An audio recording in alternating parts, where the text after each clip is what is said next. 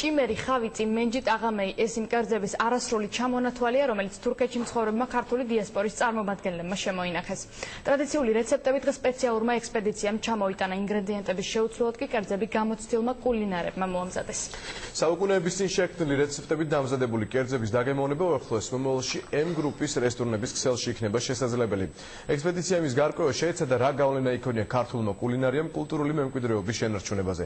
რატომ იკვებებოდნენ წლების წინ ხორცით მხოლოდ ზამთარში და როგორი იყო დესერტი დასავლეთში. თამარ გედევანიშვილის რეპორტაჟიდან შევიტყვით.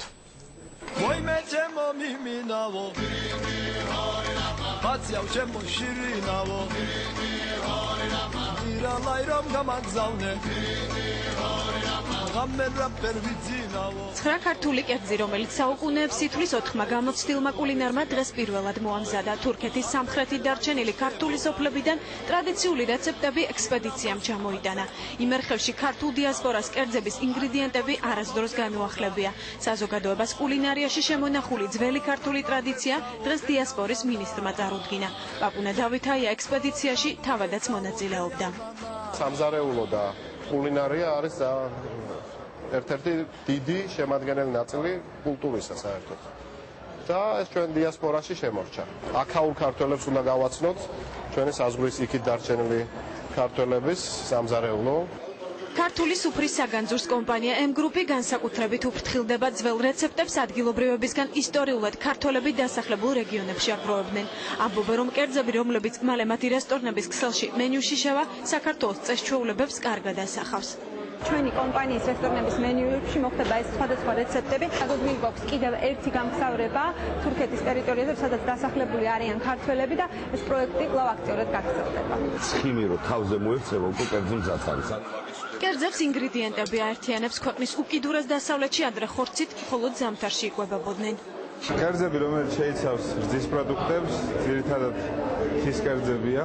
რაც შეეხება ბარს, ბარში უფრო მეტად მრავალფეროვანი კერძები იყო წარმოდგენილი. თუ თანამედროვე საქართველოს მოსწყდა ამ ტრადიციებს, აი აქ არის შენარჩუნებული ბონდი და ჩვენ ნამდვილად შეგვიძლია წარმოვიდგინოთ ჩვენი დიდი წინაპრები როგორ კერძებს მიირთმევდნენ. კერძების უმეტესობა რძის პროდუქტებისგან შედგება, დესერტი კი უმეტესად ნიგვზიანია.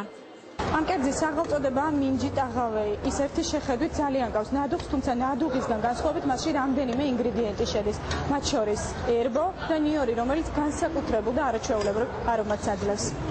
ჭიმერი, ხავიწი, მენჯით აღამეი, სილური ნიგვზით და ყაისეფე. კერძები, რომლებიც პირველად დააგემოვნეს სტუმრებისთვის შთამბეჭდავი აღმოჩნდა.